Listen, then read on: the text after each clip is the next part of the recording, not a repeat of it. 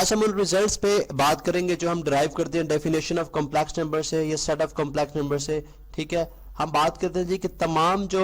है let's suppose if A belongs to real numbers, अगर A जो है वो रियल नंबर से ताल्लुक रखता है, ठीक है, तो हम ये बात करेंगे जी कि ए जो है उसको हम जो है रियल नंबर को हम कॉम्प्लेक्स नंबर की फॉर्म में लिख सकते हैं। तो लिहाजा हम कह सकते हैं कि एवरी कॉम्प्लेक्स नंबर जो है every real number is also a complex number. ठीक है, यानी अगर मैं इसको लिखना चाहूँ तो इसको मैं इस तरह लिख सकता हूँ कि ये आ जाएगा हमारे पास a प्लस 0 आयोटा। ठीक है, यानी अगर मैं इसको लिखूं जी a is the real part, ठीक है, रियल पार्ट, ठीक है, और इसी तरह जो हमारे पास i है ये इमेजिनरी पार्ट है, लेकिन चूंकि i यहाँ पे जो है वो 0 की फॉर्म में लिखा हुआ है, ठीक है, i यहाँ पे जो है वो 0 की फॉर्म में लिखा हुआ है, इसलिए हम यहाँ पे इसको बोलेंगे जी कि ये हमारे पास बेसिकली क्या है, एक इसको हम रियल नंबर है, ठीक है, लेकिन हम इसको कॉम्प्लेक्स नंबर की फॉर्म में लिख सकते हैं, या कॉम्प्लेक्स नंबर होता है ये। ठीक है, तो लिहाजा हम बात करते हैं जी कि तमाम जो रियल नंबर्स हैं जैसे 7, 8,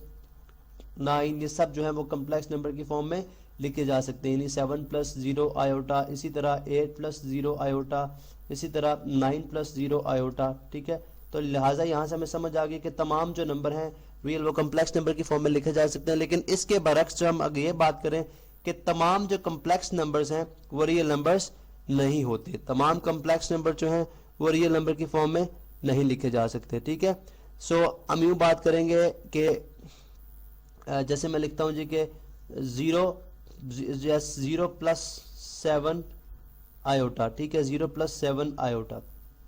अब अगर आप देखें कि इसको मैं अगर रियल फॉर्म में लिखना चाहूँ, ठीक है, रियल फॉर्म में लिखना चाहूँ तो मैं इसको रियल फॉर्म में नहीं लिख सकता, चूंकि अगर मैं इसका लेट सपोज a0 कर दूं, ठीक है, अगर मैं इसका a0b कर दूं, उसके बावजूद जो है जैसे मैंने यहाँ पे लिख दी है, ठीक है, चूंकि कॉम्प्लेक्स नंबर जो है वो किस फॉर्म में होगा, a प्लस आयोटा b की फॉर्म में होगा, तो यहाँ पे अगर आप देखें तो मैंने इसका a0 कर दिया, उसके बावजूद इसके अंदर जो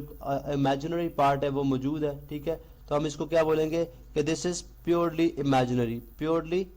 ठीक है, प्योरली इमेजिनरी। तो यहाँ से हमें बात समझ आ गई कि हम हर कॉम्प्लेक्स नंबर को जो है हर कॉम्प्लेक्स नंबर रियल नंबर नहीं होता, लेकिन अगर हम यूं बात कर दें कि अगर हम जो है a और b दोनों को 0 कर दें, ठीक है, थर्ड केस क्या हो सकता है हमारे पास, अगर a और b यानी अगर z is equal to a plus iota b, जो कि